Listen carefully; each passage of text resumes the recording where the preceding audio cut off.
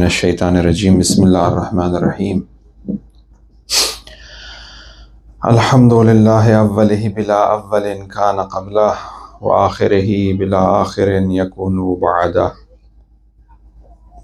الذي قصرت عن رؤيته أبصار الناظرين وأجزت عن نعته أوهام الواصفين ثم الصلاة والسلام على سيدنا ونبينا حبيبنا وطبيب نفوسنا أشرف الأنبياء والمرسلين أبي القاسم محمد اللهم صل على محمد وآل محمد وعليه الطيبين الطاهرين المعصومين المظلومين واللعنة الدائمة على أعدائهم وغاصبي حقوقهم ومنكري فضائلهم ومناقبهم أجمعين من الآن إلى قيام يوم الدين. أما بعد، عظم الله أجورنا وأجوركم.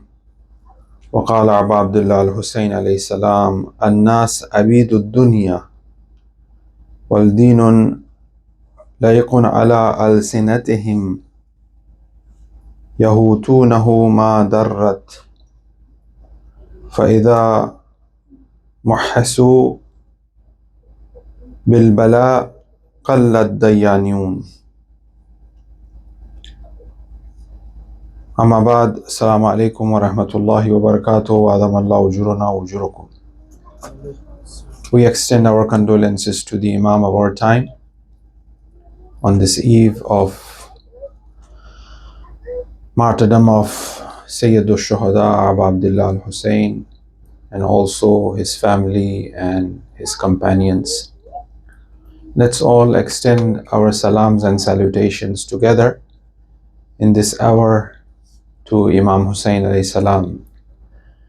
Bismillah ar-Rahman ar-Rahim. Assalamu alayka ya Aba Abdullah wa lal arwah allati hallat bifina'ik alayka minni salamullahi abadan ma baqit wa baqiya al-laylu wan-nahar wa la ja'alahu Allahu al-akhir al-ahd minni li ziyaratikum. Together.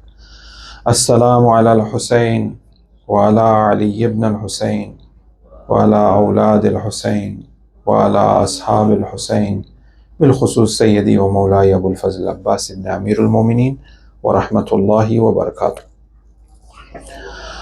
اللهم صل على محمد وآل محمد. It's a very heavy night,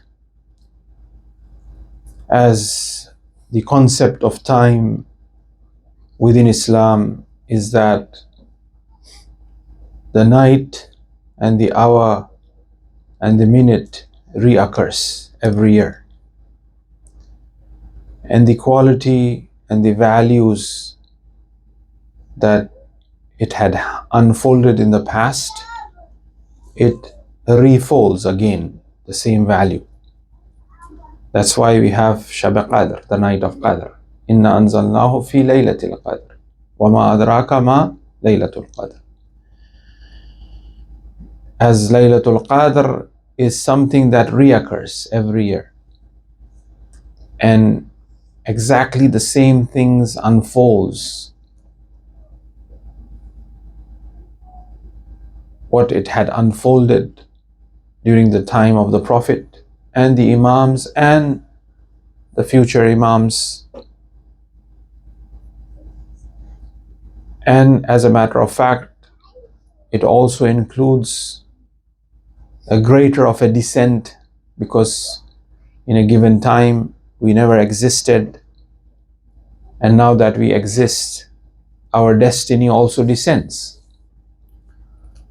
So the night of Ashura, which is tonight, it is a repetition of the same night which was for Imam Husayn alayhi salam. And the values it contains, the pain it contains, also have that pain tonight. That's why it is highly recommended to give some sadaqah tonight, because it's a heavy night for the Imam Zaman and for the lovers of Ahl Bayt alayhimus salam, as it was heavy for the lovers of Imam Husayn at that time. So it's recommended to give sadaqah tonight. Sadaqah on behalf of Imam Zaman and sadaqah on behalf of the lovers of Imam Husayn alayhi salam, and also on behalf of us and the family members, for everybody. The same way as in the camp of Imam Husayn alayhi salam, they were people of age, difficult for them to even sit on a horse, as we mentioned last night or a few nights before that. The Sahabi of Rasul, who was Muslim ibn Awsaja, that he had to tie his eyelids to his eyebrow to keep his eye open as he was so old, and also fought in support of Imam Husayn and was slain and was killed in the love of Imam Husayn for protection of Deen, for the revival of the Sunnah of Rasul, for the protection of Quran. And you also have young personalities like Abul Fazl Abbas, Qamar Bani Hashim, who we have the honor to have the banner of him. 36 years old, young lad. We also have Imam Husayn himself, who say between 53 and 56 perhaps of age. And we also have 6-month-old Ali Asghar. So we have to see in which age group that we fit in, and have a bit of comparison and reflection of our age and where we belong to these individuals and people. Yes, we may say Alhamdulillah because of our tarbiyat of our mother, of our parents, that we sacrifice our life for you, O Hussein. We say that, Alhamdulillah. And we can even say in the same fashion how Habib ibn Mazahir or Zuhair and Burair, they have said that even if we are killed for 70 years, because it is so clear for us that Hussein is on haqq. It is so clear for us. It has been fed by our mothers in their milk. It's been an honor to be present in the majalis like the way these little children are. And the way these little children do matam when we are doing matam. From that age, our best friend is Imam Husayn. Our love is Imam Husayn. The love of Imam Husayn cannot be taken away from our wujud, from our existence, from our soul. So therefore we can utter, sisters and brothers, young girls and young boys, that may our life be sacrificed for you, O Husayn. Even 70 times we are killed and brought back to life, we will still sacrifice our life for Imam Husayn. We can say that. Alhamdulillah, this is an honor. But at the same time, we have to do a bit of a reflection and calculation of our nafs. That are we going to be that strong in our slogan, in our saying, that if it is that we are killed for you, O Hussein, definitely it doesn't really matter for us. This is something that we have to reflect, that we have to make our iman strong, that we have to make our belief that this school of thought of Ahlul Bayt alayhimus salam, the guidance of Ahlul Bayt alayhimus salam, is 100% perfect. And we have to have that yaqeen. And obviously yaqeen comes with ilm, with understanding, with knowledge and with marifat. And that's what we are trying to do here. It is easy to say that, but at the same time we have to be strong behind this saying. So we have to accumulate marifat, we have to accumulate knowledge, we have to accumulate spirituality and manaviyat for us. And also we have a responsibility to transfer this to our children. I'll go back to the hadith which I recited in a bit from Imam Husayn alayhi salam. But this responsibility of transferring the light of Ahlul Bayt, the knowledge of Ahlul Bayt, the maktab of Ahlul Bayt is very important. What has been reached to us itself is a mu'jiza. Itself is a miracle. We've been reflecting upon history, what went down and what happened. It is not foreign when we open up the news and watch that how, for example, certain individuals behave just because of the belief system that they may have. bombing of the Christian church in Syria. That is abhorring. That is right. One would think that even today, after we claim ourselves to be the most advanced civilization and sending our satellites to land on Mars, but still we have people like human beings, just because of the sake of religion, they kill each other. Honestly, if that money which was spent to land satellites on the moon would have spent to educate these people, we would have been lucky. We would have been successful, honestly speaking. What did we do? Where did we go wrong? That we still have people based on tribalism killing each other? They are all human beings. This is the height of ignorance, that even today, by claiming ourselves to be the most civilized, we have individual people like this. On the basis of deen, on the basis of tribe, they treat each other like, like filth. The Arabs, Kuwaitis, people have talked about it. I'm sorry to be so open about it. That how they treat those are from Bangladesh. We see it day and night. What's happening in Middle East, in UAE and Dubai. They are human beings. But still we find that this type of behavior. So when we read the history, pages of history, how the lovers of Ahl Bayt were persecuted, and how Muawiyah promoted certain things, whatnot, which we'll revisit it as a concluding majlis for the series of lecture. And also we have to look at the reformation that took place and what happened after the sacrifice of Imam Husayn. That will be on the 11th. So tonight we want to conclude our discussion in regards to how history unfolded. So even after seeing all of that has taken place, but still the message of Husayn remained. That humanity which he stood for, that insaniyat, that Imam Husayn sacrificed for, that deen, that maktab, that name of Fatima, that name of Ali remain today. It's a miracle. It is a miracle. So as it has reached to us after so much of sacrifice, it is very much required of us to be vigilant, to be conscious, to be strong, to transfer this to our children. And the times and persecutions that we face today is no less than the persecution that our Shias have faced in the past. It's very clear. Afghanistan, Pakistan, Malaysia, where it's prohibited to have majalis. I mean, you name it. The YouTube is full of that. Fabrication of hadith on the day of Ashura, this happened, that happened, fast. Fasting is at a time where there is celebration. هذا يوم تبركت به بنو أمية وابن عاقب لتلقبات اللعين ابن اللعين على لسانك ولسان نبيك.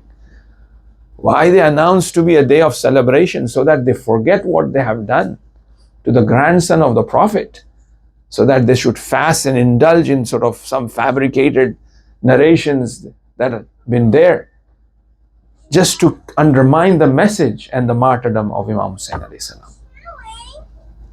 Whether that be at the time where Amirul Mu'mineen was martyred, and then promotion of Shab-e Qadr on other nights, instead of which the Prophet have emphasized on the 19th, 21st and 23rd, for instance, so that they indulge in that, and the news of Ali being slain in the Masjid of Kufa doesn't really have that sort of powerful effect on the people. And Ali remains the same, that what Ali was doing in the masjid, they did not even know. Ali went to masjid really, right? So what I'm saying is that the times are not much of a difference. Even we claim ourselves to be most civilized, but that danger, that sort of fear, it still exists. It's very clear. When Shias, they gather each other in Qatar or Saudi Arabia or UAE or Syria, same amount of fear and pressure is there that was there at the time of Bani Umayyah. So therefore it requires for us, number one, to be strong in our tenets, in our belief, to be strong to that covenant that we have given to Fatimatu Zahra. And for us to be strong requires marifat, knowledge, understanding. Whether that be if it be required that we pay attention to the dark pages of history, which we are trying to do, and at the same time, the spiritual angle and the spirituality, the rich spirituality that exists within the Shi'i thought of understanding what? Of understanding Tawheed, the oneness nature of God. That is the message of Husayn. Ali, when he was fighting in the battle of Siffin, a person comes and asks him that when you say Allah is one, what does that really mean? And the Sahabi who was next to Ali, he said to this person that, what is this hour that you are asking right now? The arrows are coming. You are asking a very deep philosophical and metaphysical and mystical question to Ali. And Ali said, wait. And then he explains the oneness of God. It means it is not from a genus point of view. Like for example, you have a species which is of one kind, and then you have another species of another kind. Allah is not something that have that genus of that species. This oneness nature of God is unique. He attends in a very detailed philosophical discussion with this chap while fighting. And he tells to the person who was critical of, he said, this is what we are fighting for. How can I avoid this question? This is the reason we are fighting with Muawiyah, to establish that Tawheed which was brought by Rasulullah, which has been forgotten and which have been perpetrated and conspired by this individual, by this person that we are fighting. And we will point out to once again that we've been speaking earlier very briefly with proofs from the historians, whether there be Orientalist, whether there be Ahl Sunnah, whether there be Shi'i. The clarity needs to come out. So here Ali then he says, when you say Allah is one, it is not from a numerological point of view, that Allah is one and there is two. Like for example, there is one person in the room and there's only one person, that's one. And another person comes in the room, that becomes two. So it's not a number or numerological reality to Allah. Allah is one as in unique. That's wahdaniyat. In that midst of the war, Ali is attending and increasing and giving that marifati answer. So the Ahl Bayt alayhi salam, whether that be in the middle of the war, or whether that be delivering a sermon from a member of Rasul, or writing a letter, their focus was to point out to that Tawheedi reality and remind people of that Tawheed and of the Quran and of Rasulullah. So therefore this message that we have of Imam Husayn alayhi salam, tonight is the night of paying allegiance to Husayn, right? The Ashab went to Imam Husayn and they gave bay'ah to Husayn. It's that tonight. And we in our heart have to give bay'ah to the Imam of our time. That this message of Husayn that have come to us, and we are lucky and thankful for this message that has reached. And we pray for our marhumeen who have transferred this, our scholars, our ulama, who have worked tirelessly to preserve this message and to transfer this message to us. From a manavi perspective, the philosophical angle, mystical angle, tafsiri angle, and from a historical point of view, recorded this in the books of history and left that legacy behind. And we pay allegiance to the Imam of our time. And we will be steadfast to support the Imam, because we have that yaqeen, we have that ilm, we have that ma'rifat. We are gaining that. If it allowed by Allah subhanahu wa ta'ala that we say labbaik to the Imam of our time, well and good. Inshallah, may Allah include all of you brothers and sisters from the helpers and supporters of the Imam Zaman. If it is not, fabiha, at least we'll leave this dunya and take our iman with yaqeen that Hussein is on haqq and Yazid was on falsehood. Ali wal ma'al haqq wal haqq ma'al Ali. With that yaqeen we'll leave. Enjoy. That's why it says, Man mata hubba ali Muhammadin mata shahida. A person who dies in the love of Ahlul Bayt alayhimus salam, he has died a death of shaheed. We will be honored by that status and maqam of being shaheed because of our true love to Ahlul Bayt alayhimus salam, to Muhammad wa ali Muhammad. Salatu ala Muhammad wa ali Muhammad. And that's the beauty of Maktab of Ahlul Bayt, that it expands our heart. It opens so many possibilities of analyzing, of understanding, of appreciating everybody, not basing our understanding, our judgment of others on any sort of ta'assubat, any sort of favoritism, any sort of tribalism. We are the people of truth, and we follow the truth in what face and form it occurs. That's why Ali says that if it be so that you learn hikmat from a beast, from an animal, do so. Because the reality or the maqsad and the purpose and goal is to learn hikmat, wisdom, from anybody it comes. Because hikmat, knowledge, wisdom is the lost treasure of a moment. That is our approach. So therefore, we have to excel and we should be proud. And what excels us, what makes us different from others, is that Hussein have provided us with this huge heart. Hussein have provided us with indulging and engaging and caring and being kind to all of humanity. That's why Hussein's message, we cannot hijack it. We cannot say that it is ours only. No, Hussein's message is for all of humanity. It is for 6-month-old, 3-year-old. We cannot undermine them if they do anything here. Like for example, we think, oh, this is disturbing. No, he has the right to do so, and let him do so.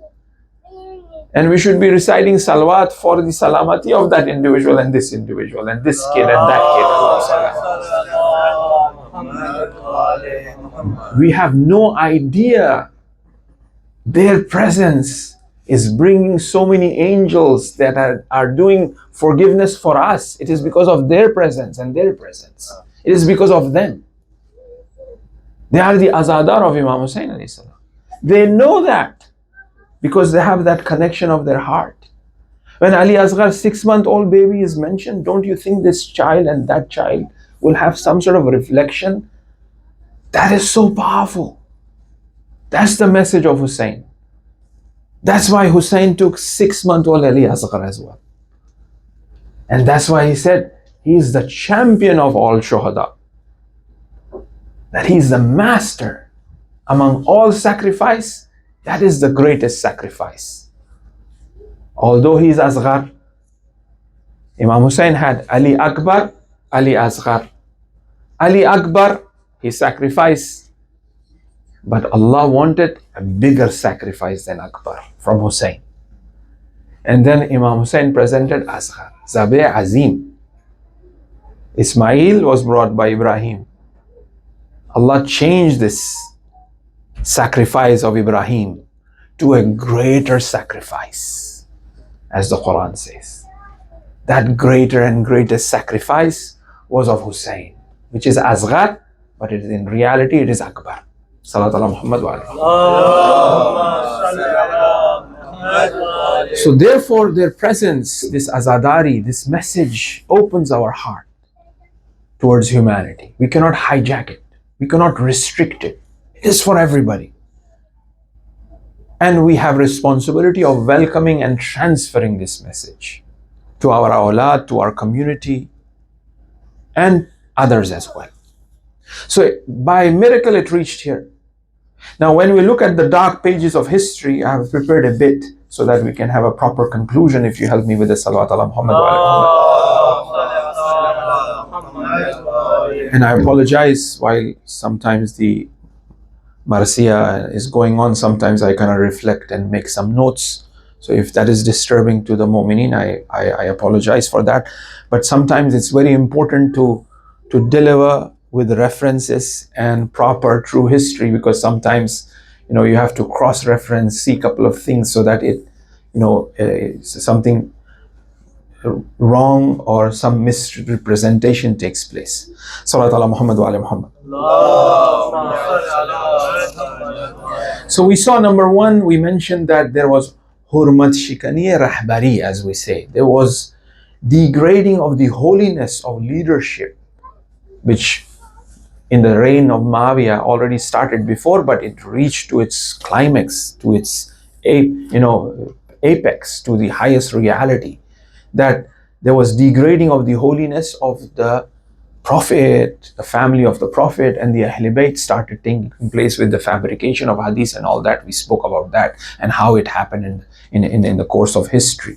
Then the second thing, which is we saw that stopping of promotion of the greatness of the household of revelation. Mamaniyat az bayan fazail khandan Ahl Bayt started taking place. As we said, first thing is stopping. So first it was stopped. You bring down the status of the Ahl Bayt, you stop praising them, right? And then after that, once this happens, naturally, the third thing is that when those people who are known as respectable in the community and society, oh, this is Sahabi Rasul, oh, this guy met Rasulullah, he has some hadith from them. What will happen? I will not go towards them. Because I've been stopped from listening or going in that direction with pressure and whatnot.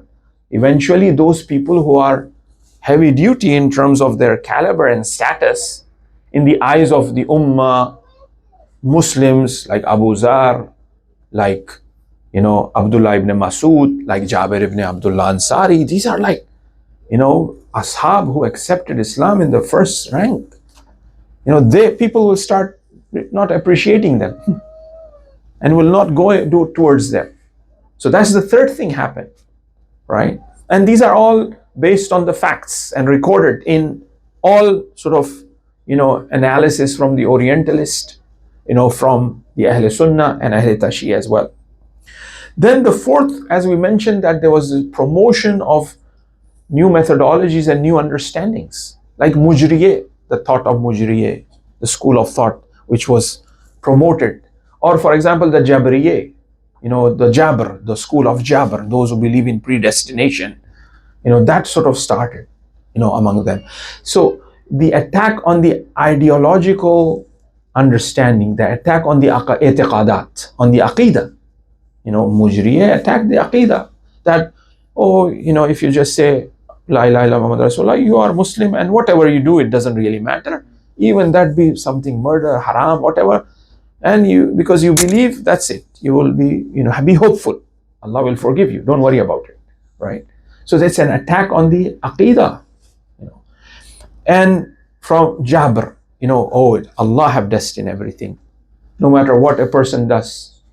If a Khalifa is corrupt and he does something wrong, it is not him. It is actually Allah what destined that for you. So these type of thought, promotion of that, encouraging of that, scholars being paid in order to promote that, have lessons, schools, change of curriculum, so on, as you can imagine, right?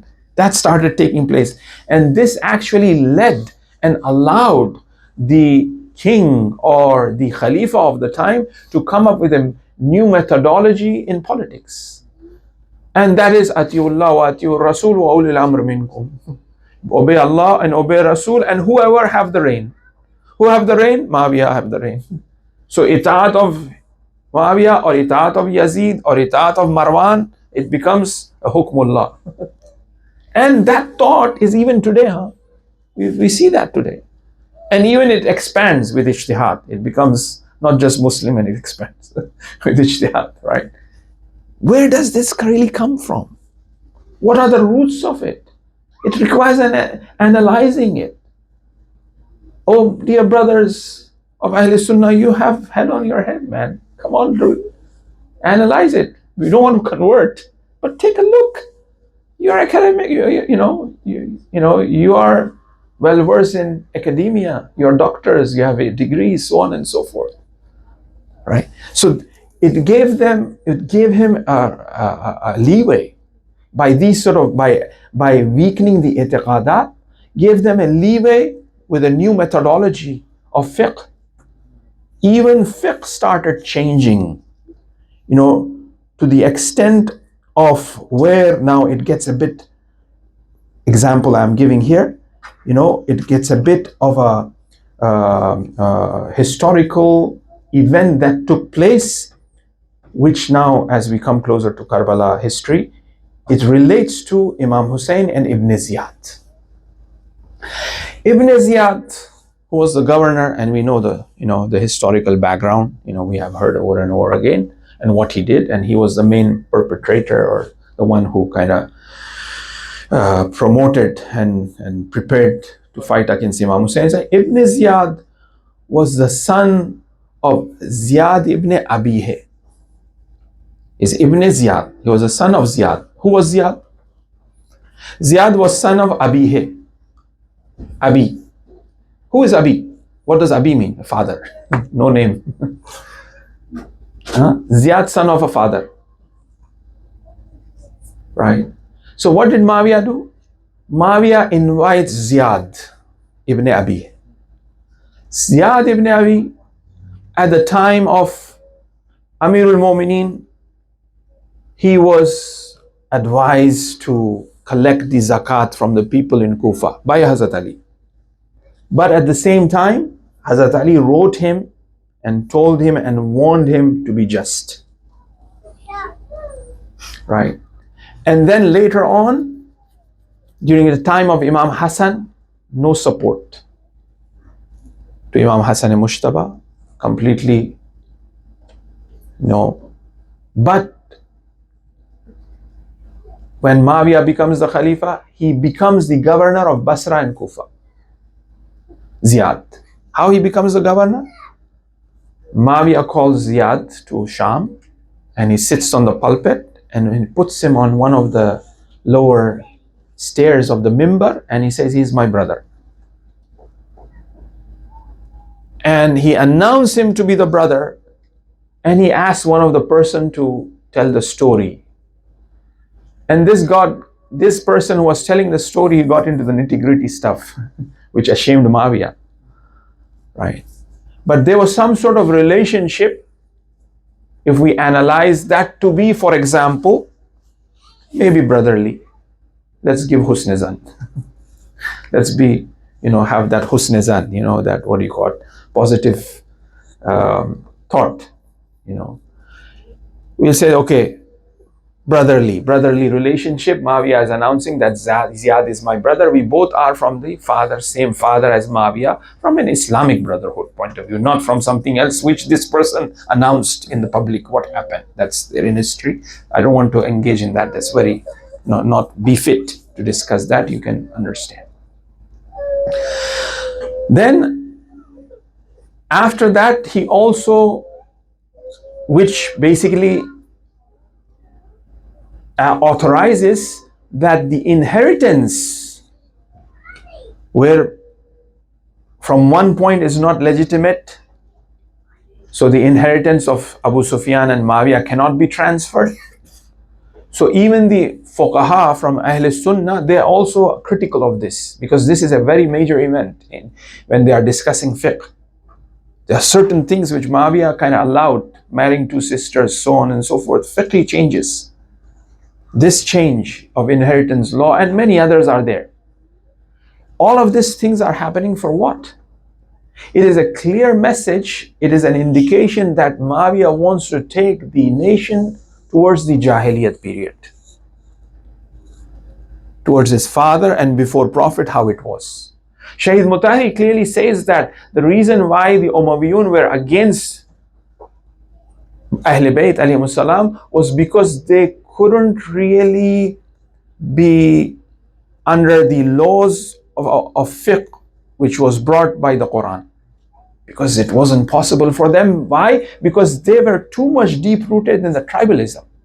And the Quran says, Inna akramakum indallah atqakum. What is of value is taqwa. And for the Quraysh, that Arab, being an Arab, which we still see in the habit of the Arabs of today, how they treat, is a clear evidence of that. So they had that pride in terms of them being Arab, the Quraysh. And Muawiyah was promoting that as well. There are many issues and hadiths and narration that comes from the Prophet, how critical he was for this. And this was the very reason why there was no support for Imam Ali, we mentioned, because Imam Ali wanted to have that sort of equality and justice, right? This was one of the reasons, Shaykh Mutahari says that why they were against, this Quran.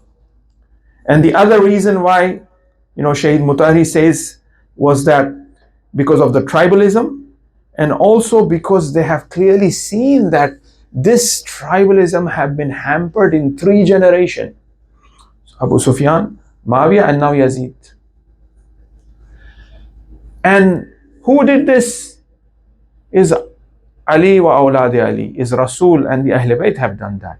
That's why the poetry that have been recorded, those who were attacking Imam Ali alayhi salam, those who were disrespecting the Ahl Bayt alayhi salam, they were clearly saying that this is in return of Badr and Hunayn, where your father have fought our forefathers.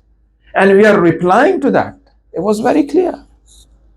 The battle was not, it was just a pretext, in the sense that, there is a group of rebellions who have gone against the Khalifa, who is Yazid, so we are going to fight. It was just a pretext. It was just a scapegoat, a reason to be used by the name of Islam in order to mobilize people. That a rebellious person, have gone against the Khalifa of Muslimin, who is Yazid. Let's go fight and kill him. They had no idea where they are going, and they did. Some of them they were shrewd, they know that.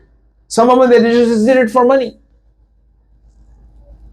Umar Asad, he wanted to be the governor of, Sham, of Khurasan, what do you call, Ray. Thank you, Ray, Tehran. He wanted to be the governor of Ray. And Ibn Ziyad said, okay, I'm going to make you the governor of Ray, but you have to kill Imam Husayn first. I mean, these are not like we are trying to, do the bashing of those people. It's not that. It's authentically recorded. Imam Husayn alayhi salam, he himself said in the khutbah, he addresses Umar Asad, "Oh Umar Asad, you will not even reach to the wheat of Ray. You will not even have that bread of wheat in Ray." And he was killed by Mukhtar before even he reached. Imam Husayn told him that you will not reach. But look how the mockery of Ibn Ziyad. He said, okay, I will have barley. If I don't reach for Ray, okay, I'll have a different bread. Because dunya was in his eyes. The governorship of Tehran was in his eyes. That's a big thing. Just in the margin, let me mention you this here, that when Muawiyah was persecuting the lovers of Ahl Bayt alayhi salam, there were about 50,000 people from Kufa migrated to Khurasan. Because Muawiyah was, persecuting the Shia and the lovers of Shia. So from Kufa, they migrated to Khurasan. And perhaps that could be another reason why we find Shiaism very strong in Iran. Because of that old migration that have taken place. And already we know that they were more inclined towards, Imam Ali alayhi salam in the period of Khilafat. I mean, history is alive. It just requires that analyzing it, why things are happening the way it's happening, even today. The same old reasons are being used. Oh, these are Majusis, these are Iranians. They are not Muslims, they are kafir. They are not Muslims. They have used that the same pretext in before with that tribalism. We are Arab, you are Iranian. You are Ajami and we are Arab. Right? Hasn't changed much. It's ignorance, unfortunately. Even after we have advanced so much, even after we may have the titles of doctors and PhDs, but finally when it comes to that, there's something that it takes a lot of courage to put a step on the nafs and go further and accept the truth. It takes a lot of courage, right? Salawat ala Muhammad wa ala Muhammad. So Ziyad ibn Abi, he was the father of Ibn Ziyad. So you can imagine, now he's been bribed, he's been made the governor of Kufa and Basra. Ziyad becomes that. And then he dies. After he dies, he makes Ibn Ziyad, his son, as the governor of that. And Mughayra was the first one who coined the idea of Yazid being the wali after Muawiyah. It goes in history. Tarikh Tabari, Tarikh, Yaqubi, these are very authentic sources of Ahl Sunnah as well. They say that Mughayra, why he coined it? Because the paternal son was appointed as the governor of Kufa because of Mughayra's age being very old. Because Mughayra was Sahabi Rasul. So obviously you can imagine how old he must have been. And Mughayra was somebody who persecuted the Yamanis and looted them, and Prophet was really annoyed. And then Mughayra later on had other issues. During the time of second Khalifa, he was almost been punished because of fornication, and it required 4 witnesses. One of them who backed off was Ziyad ibn Abi. He backed off and Mughayra was saved. And Mughayra comes to the support of Muawiyah and becomes the governor of Kufa. And obviously as he was old, he wasn't able to fulfill, but still hubbud ja, love of the maqam and governorship and money, prestigious insan. That's why Imam Husayn says, the hadith which I read, An-nas abidud dunya. Human beings are slaves of the world. We'll talk a little bit more. So here, Mughayra, when he was taken off his position, he said, oh no, I have to go to Sham and speak to the Khalifa. He goes to Sham and he meets Yazid first. And he tells Yazid, oh, you know what, this and that and the other, right? Your father and you are the rightful one. You should be the one, the next Khalifa and all that. Yazid, dollars in his eyes, And then he goes to Muawiyah and he tells his father, this is what Mughayra is saying. Although Muawiyah also had this intention. He could have said, oh Muawiyah, what you're saying? Do you know who Yazid is? You see him, he's a kid and he doesn't know. Everybody knew who Muawiyah was, or Yazid was, very clearly. Imam Husayn very beautifully mentioned who he was in 2 lines. If I get time, I'll read it. Right? But still, Muawiyah, as soon as he got this idea, he said, wow, this is something good. And then he says, okay, please, I need to be in Kufa. I need to be the governor. So he made him happy as well. So you have this type of individuals in support of Muawiyah and Yazid. I mean, the height of blunder was indeed the murder of Imam Hassan through poison, which was done by the Muawiyah. So you have all of these sort of different tactics being used. The fiqh siyasi, the political sort of methodology was changed, different. And then the promoting of tribalism started, right? And all of that we have discussed earlier. Now, as we come along, this is a night of Masaib as well, need to reflect on that as well. So here, Imam Husayn was continuously writing to Muawiyah, when Hujr ibn Uday was murdered, he wrote to Muawiyah and he says that, "Oh Muawiyah, what you have done is not right. And you don't even deserve my writing. You don't even deserve that I write to you. But I warn you. I remind you of Allah. I remind you of taqwa. I remind you of Rasul. The position that you have is because of the blessing of Rasulullah, is because of the blessing of my father, who is the cousin of Rasulullah. They are the one who have put you in that seat. Look what you're doing. You're persecuting the lovers of Ali, and you're getting rid of them from the books of them being given the right of staples, support. In a way, they've been stripped by the citizenship. And that's why you have this migration of 50,000 from Kufa to Khurasan. That's the time it happened. So Imam Husayn wrote to Muawiyah, reminded him. And when this thing started happening, sort of, the religious new ideas and whatnot, Imam Husayn in Mina gave a khutbah. And in that khutbah, he tells to the scholars that what have happened to you, woe unto you, that you are not rectifying the aqidas of people. You're not supporting the truth. What's going on? Even the scholars were not doing anything in support of Imam Husayn and Ahl Bayt. What would Imam Husayn do? There was no option for Imam Husayn other than that he goes in this fashion and sacrifices his life. But he has to do it in a very profound way that could make a change and make things clear, haqq and batil. Just like how his mother did, Fatima salamullah alayha, dividing where lies the haqq and where lies the batil, the most clarity, in the most clearest way. He did that the same way. The whole history is clear. After that khutbah in Mina, Imam Husayn stopped about 30 different places because he left Makkah on the 8th, and we mentioned why he left Makkah. From Makkah, he is going to Iraq, towards Kufa, because of the letters. People have invited him to come, right?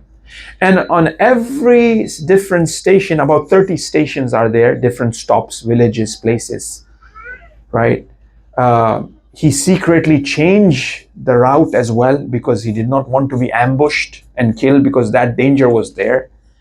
Tanim is one of the first place out of Makkah, Tanim, where he attacked a caravan of Yamanis who were taking certain spoils of belongings of war and whatnot to Yazid, and he confiscated them, and he used that for his support. Apart from that financial support, that spiritual support, that strong sort of psychological support of defeating. Either that was confiscated by force, some kind of riwayat indicates, points out to that. Some say that actually no, Imam Husayn had a dialogue with them and then confiscated that. At the, this way or that way, the mal was confiscated, and it was a victory, psychologically and also physically as well, because Imam Husayn mentions, join me and I will pay the rent for you to come and join me. It's on me. He provided a camel for every family that was coming, so on and so forth. And that is also required as a strategy. It is something that is naturally understood. It's part and parcel of, political and religious sort of support. Rasulullah used to do that as well. The spoils of war, this and that, as in history is there, right? So Imam Husayn alayhi salam stopped at Tanim, and there's this skirmishes or this sort of confiscation of the mal that was coming from Yemen going to Syria. And then at Safa or Saf, one other village or another town between Makkah and Karbala, he stops, and that's where he meets Farazdaq, the great poet. And if you look at it, Imam Husayn was so unique in terms of his invitation. He is inviting people, but you don't find any sort of indication in the present riwayat and hadith that we have. He told Farazdaq, come with me to Karbala. Why? Because he knew what will Farazdaq do in the future. where Imam Zainul Abidin was doing tawaf, and Marwan was there and he couldn't reach Hajar Aswad. The Khalifa couldn't reach Hajar Aswad. And then when Imam Zainul Abidin came, the crowd just moved automatically. And Imam Zainul Abidin, in a very simple and easy way, swiftly went and did the ziyarat of Hajar Aswad and he left. Because this Khalifa was there and because of the rush and people, he couldn't really reach Hajar Aswad. And then Imam Zainul Abidin, as soon as he came, the crowd dispersed. And then so who was this? Then Farazdaq recites that poetry. He is somebody who is the, son of Makkah wa Mina, son of Safa wa Marwa. Every wall of the Kaaba knows this. This is Ali ibn al-Husayn. This is Farazdaq, who met Imam Husayn alayhi salam. And then here he inquires to Farazdaq that, oh Farazdaq, how did you see Kufa? He says, Kufa, their hearts are with you, but the swords are against you. And then here Imam Husayn mentions this hadith, very briefly because there is no time. An-nas abidud dunya, he says, oh Farazdaq, people are slaves of the world. Al-din lahiqun ala al-sinatihim. And deen and religion is just on their lips. They are just doing lip service to the religion. They are actually slave of the dunya. Right? But deen is just on their lips. Or we may even say that they are using deen just as a way to have that position that they have. To be the rich kings and royals and whatnot. Ulil Amr. They are the Ulil Amr. And they are the royals. Who made you that? On what ground? And okay, fine, there may be something. But look at your action in comparison to the poor Muslims that are suffering in Bangladesh, in other places. And what is your resolve? What is your solution? Right? So here, An-nas abidud dunya, they are slaves of this world. They want to have these mal and positions and Umar Saad and governor of Ray and whatnot. They want to have that. But they are deen. They are saying we are Muslims. But this Islam is just on their mouth. They are doing that lip service to Islam. Why? He says that when the time of test and bala comes, قَلَّتْ دَيَّانِيُونَ, the true religious ones are qalil, very little, are the one who's true supporters of that deen, of that Quran, of that humanity, of that equality, of that justice. The eternal legacy of Husayn. The timeless legacy of Husayn. This is the history, this is the spirit, and this is the struggle. The struggle of Husayn and the Ashab of Husayn, and there is also struggle of Imam Zaman and the Ashab of Imam Zaman. Right? This is eternal legacy. Right? Inni silmun liman salamakum wa harbun liman harabakum. Right? We will always have that. Qallat dayaniyun, the true religious one are very little. So we don't want to be from those who are very little in that true support of values which Imam Husayn have transferred. That's what it hurts. When you see, for example, non-Muslims, it's very sad news about Texas, the flood, and more than 27-30 people, they lost their life. It's very sad. And as a matter of fact, they have gone there for some religious occasion, which makes it more sad. It was a camping trip to discuss about religion, about Bible, about Isa alayhi salam. And something like that happened, it hurts. Our prayers are for them. So whether when you see people like being racist and Islamophobic based on values and culture and race attack, it just hurts. Where is that humanity? That's why Imam Husayn says that when Shimr Umar Saad announced, go attack the tents and loot the tents and burn the tents, Husayn was still alive. He said, oh, Shi'an-e Abi Sufyan, the Shias and supporters of Abu Sufyan, I am still alive. At least be free. Don't do this till I'm alive, because this is so cheap, disrespectful, that Hussein is still alive and you're attacking the women and children. At least be free. Do not be forced by Abu Sufyan to do what you have to do and say what Abu Sufyan is asking you to say and support which Abu Sufyan is supporting. Don't do that. At least be free. Don't support. Right? So it is very clear. The religious one will be very little. So we have to be strong and we have to pray to Allah subhanahu wa ta'ala, and tonight is the night of asking prayer. Now, one hadith of Hussein and finish. There's a lot can be discussed in that, right? What is dunya, what is abid, what is very little being dayaniyun, what is imtihan and bala and test, because there always will be test. There will be always imtihan and there will always be bala. The awliya of Allah, if they don't face a bala during the day, just within 24 hours, they question why Allah is not testing me, why I am not facing any problems and troubles. They test their iman. They say, maybe Allah does not like me, He's not testing me. Maybe I'm not prepared for that imtihan and test. We will always have bala and test. This is part and parcel of the creation.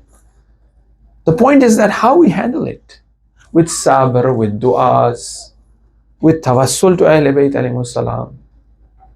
And we see the help. The nasr of Allah, the help of Allah is qareeb. Allah has promised.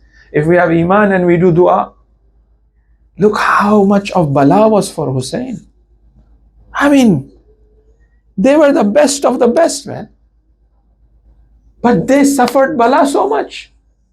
If a little thing happened to us, oh, I'm so good, but I'm still facing problems.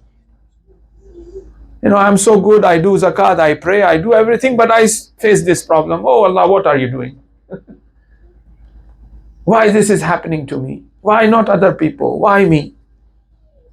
We just, become like that. But when we look at the most best of the best, all their life they suffered. What happened? Who can be better than Siddiqa Kubra, Fatimatu Zahra? The best in all levels. But look how much she faced. Not only during the life, we know that it is this very night. Fatima ke rone ki awaaz aati thi. Right? It is this night. One hadith as a lesson for us for tonight, so that we have talked about iman and all of that. Dua and connection to Allah subhanahu wa ta'ala. We have to be strong. Hussein sends Abbas because Umar Saad said, tonight let's finish it off.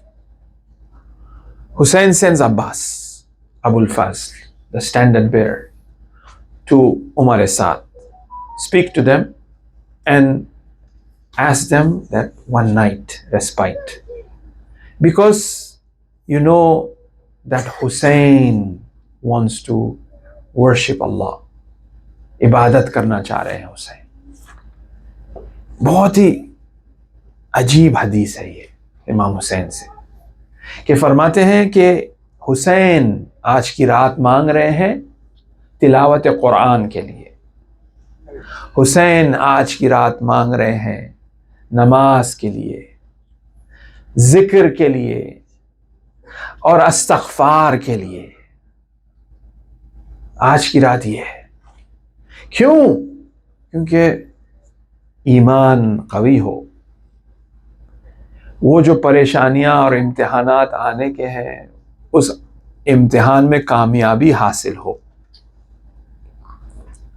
तो हमें भी यही चाहिए कि हम भी दुआ करें आज की रात, अस्तगफार करें, कुरान पढ़ें, नमाज पढ़ें और अल्लाह से दुआ करें कि ये ईमान और ये इस्लाम और ये कुरान और ये पैगाम और ये इंसानियत जो हमने सीखी है हुसैन के घर से, हम इस पे काबू रहे, हम इसके पायबंद रहे, और ये हम हमारी आइंदा नस्लों को ट्रांसफ़र कर सके, या अगर इमाम ज़मान आ जाए तो हम इमाम की मदद कर सके।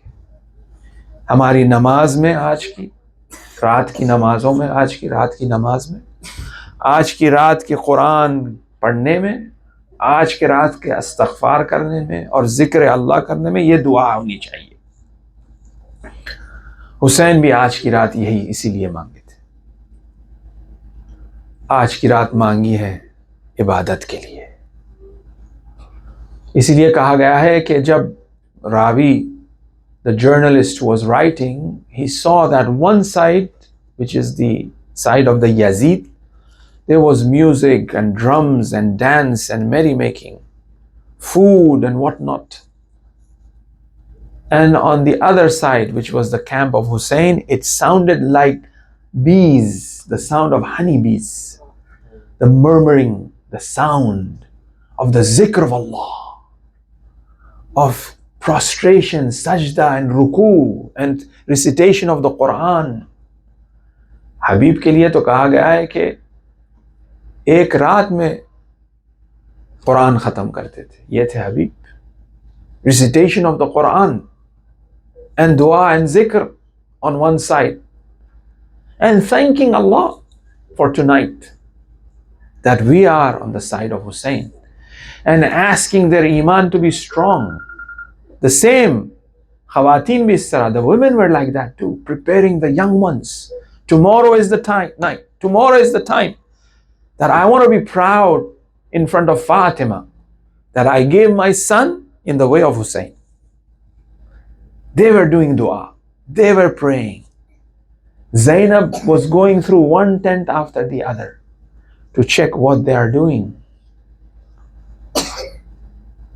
in order that there be support for Hussein, because Zainab was worried, because she knows the value of Hussein. In the whole camp, on the highest level of understanding who Hussein is Zainab. She knows. That's why she wants everybody to sacrifice and support Imam Husayn. What for?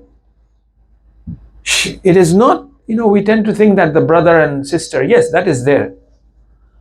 But at the same time is the question of the mercy of Allah on this earth. Even if Hussein remains alive for 1 second, it is valuable.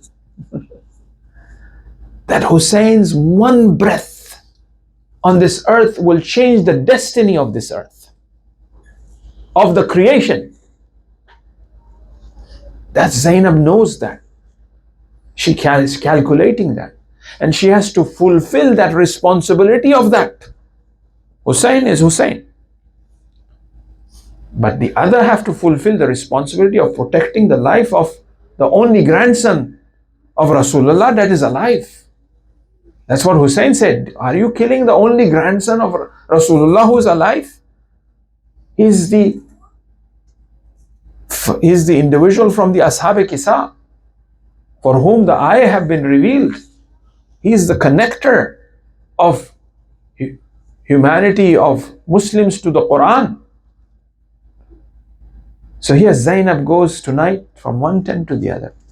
He passes the tent of Abul Fazl Abbas. She sees Abul Fazl Abbas with the 4 brothers mentioning that tomorrow is a big day. You have to be ready. You have to sacrifice your life. This is what our mother Ummul Baneen have prepared us for. We cannot let go the tarbiyat in waste of our mother Ummul Baneen. Because when she entered the house of Ali, she said, I am the servant of Zahra and the children of Zahra. I am the Kaniz. Then she goes through the tent of Layla. You see Layla preparing Ali Akbar. Tomorrow is the day.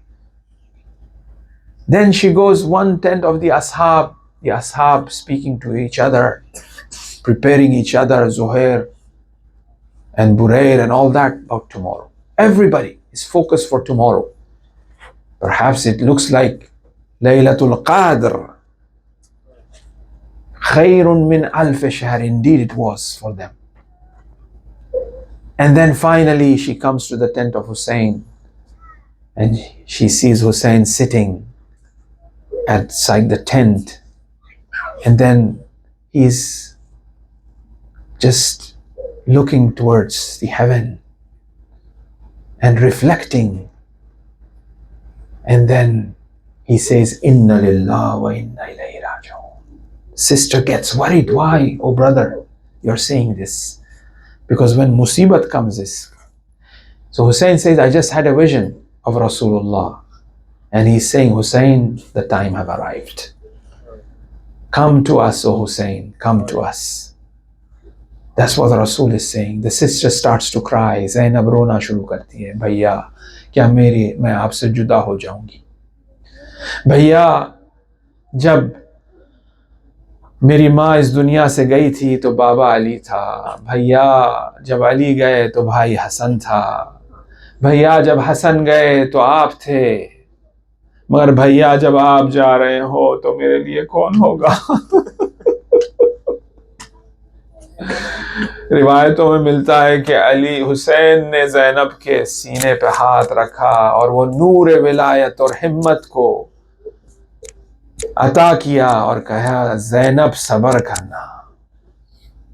زینب میں وہ قدرت آ گئی ولایت کی. اور پھر یہ وہی رات ہے کہ ام رباب علی اصغر کو سلانے کی کوشش کر رہی ہے. قیام میں پانی نہیں ہے. یہ وہی رات ہے کہ تمام اصحاب عبادت میں مصروف ہے, ذکر میں مصروف ہے. اور پھر یہ رات سحر میں تبدیل ہو جاتی ہے. اذان علی اکبر سے دن شروع ہوتا ہے. ایک شہید, پھر دوسرا شہید, پھر اصحاب, پھر بنی ہاشم کے لاشیں آنے لگے. حسین جاتے تھے, ایک ایک لاشہ کو لے کے آتے تھے. بیویاں گریہ کر رہی ہے, ماتم کر رہی ہے, سجدے میں گر رہی ہے, شکر بجا لا رہی ہے, ہمت دلا رہی ہے بچوں کو. جب وہب کا سر پھینکا گیا ماں کے طرف, ماں اس سر کو اٹھا کے واپس پھینک دیتی ہے کہ جو حسین کی راہ میں دیا جاتا ہے اسے واپس نہیں لیا جاتا. ایسی مائیں تھیں, ایسی بہنیں تھیں, ایسی ازواج تھی اصحاب کی اور اہل بیت کی کہ ہمت دلا رہی ہے. اور پھر وہ وقت بھی آ جاتا ہے, آخری وداع کے لیے حسین آتے ہیں قیام میں, بیویوں سے خدافظی کرتے ہیں. بیویاں ماتم کر رہی ہے, صف بند رکھی ہے, صف بچھائے رکھی ہے, اور حسین کے کہا جاتا ہے اس صف سے جو ہے ٹہلتے ہوئے آگے بڑھیے حسین تاکہ ہم آپ کی زیارت کر سکیں. خدافظی ہے حسین سے. حسین جاتے ہیں خدافظی کر کر, اور پھر چاہتے ہیں کہ جنگ شروع کرے, لیکن دوبارہ بیبیوں کی گریے کی آواز آتی ہے. کب آواز آتی ہے؟ جب حسین اپنی صدا بلند کرتے ہیں, حل من ناصر ینصرنا, آیا کوئی ہے میری مدد کر سکے؟ تو پھر کہا گیا ہے کہ گہوارے سے علی اصغر اپنے آپ کو گرا دیتے ہیں. یہ بیٹا باپ کی مدد کے لیے اور نصرت کے لیے تیار ہے. حسین واپس آتے ہیں, ام رباب سے کہتے ہیں, ام لیلا سے, زینب سے کہتے ہیں, سکینہ سے کہتے ہیں آخر کیوں گریا کر رہے ہو؟ کہتے ہیں, سکینہ کہتی ہے شاید بابا جان جب آپ نے حل من ناصر کی صدا بلند کی تو اصغر نے اپنے آپ کو جھولے سے گرا دیا. ام رباب کہتی ہے کہ حسین شاید اس بچے کو لے جاؤ, شاید کچھ پانی فراہم کر سکو, کچھ پانی لاؤ اس بچے کے لیے, یہ بچہ پیاسا ہے, 3 دن کی پیاس ہے. حسین ابا کے دامن میں علی اصغر کو لے آتے ہیں, اور جب اس ابا کے دامن میں لے آ رہے ہیں تو دشمن یہ سمجھتا ہے کہ حسین قرآن لا رہے ہیں. شاید حسین چاہتے ہیں کہ کچھ صلح ہو جائے, کیونکہ کنٹینیوسلی تاریخی میں نہیں جانا چاہتا. حسین کی جو طریقہ تھا جنگ میں یہ تھا کہ ڈیفینسو تھا, ہمیشہ اوفینسو نہیں تھا. اسی لیے جب عاشور کے دن جنگ شروع ہوئی ہے اصحاب کہہ رہے تھے کہ حملہ کرو, لیکن حسین نے کہا کہ میں کراہت کرتا ہوں، پہلا تیر وہاں سے آئے گا، پھر اس کے بعد ہم اپنے آپ کو دفاع کریں گے۔ تو جنگ دفاعی تھی۔ یہاں پہ حسین قرآن یہ سمجھ رہے ہیں کہ قرآن لا رہے ہیں صلح کے لیے، لیکن جب ابا کا دامن ہٹایا ہے تو 6 مہینے والا بچہ ہاتھوں پر ہے حسین کے، اور حسین اسے بلند کرتے ہیں اور کہتے ہیں کہ یہ بچے نے تو آپ کا کچھ نہیں بگاڑا ہے، یہ بچہ پیاسا ہے، اسے کچھ ایک گھٹ ہی پانی پلا دیجئے گا۔ ٹھیک ہے، اگر آپ یہ سمجھتے ہیں کہ آپ پانی لائیں گے تو میں پی لوں گا، تو یہ بچے کو میں زمین پہ رکھ دیتا ہوں۔ اصغر کو زمین پر رکھا اور حسین کچھ قدم پیچھے لیے اور کہے کہ یہ بچہ پیاسا ہے، اسے پانی پلاؤ۔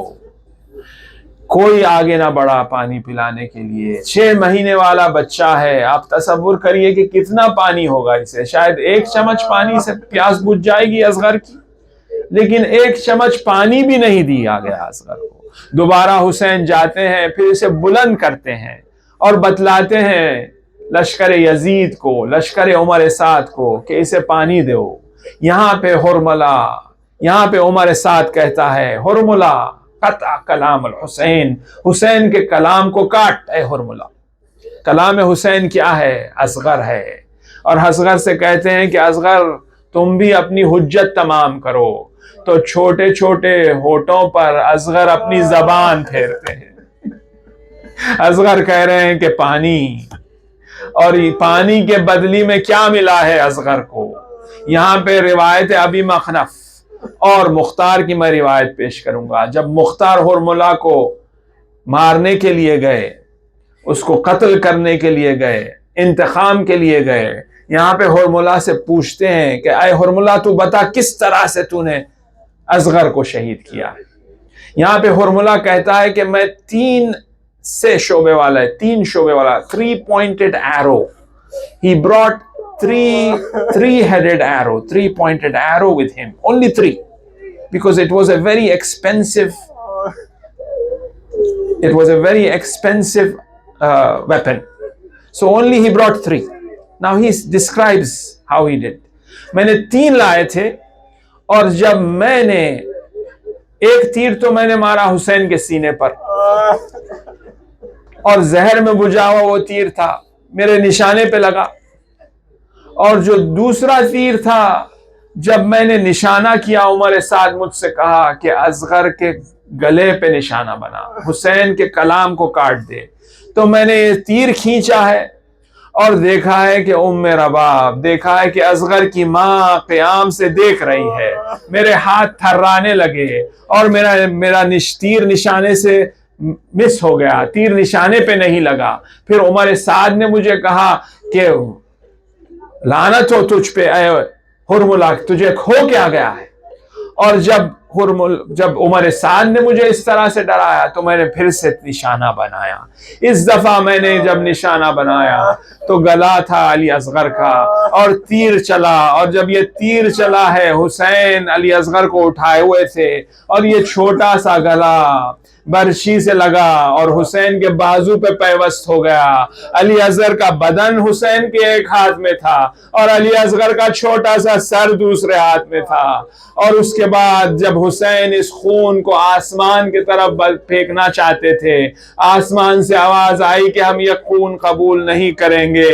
حسین چاہتے تھے کہ یہ خون زمین پر پھینک دے، زمین کہنے لگی کہ ہم اناج نہیں اگائیں گے، ہم نہیں لیں گے یہ خون۔ حسین نے یہ خون کو اپنے ریش مبارک میں لگایا اور کہا کہ اس طرح سے میں اپنے نانا رسول اللہ سے ملاقات کروں گا، لیکن مشکل حسین کی یہاں پہ تھی، اور جسم میں زیادہ وقت جب کلمہ استرجاع اور ان للہ و ان الیہ راجعون کہا، اس وقت تھا کہ اس ننھا سا لاشا کس طرح سے ماں کو لے جا کے دے۔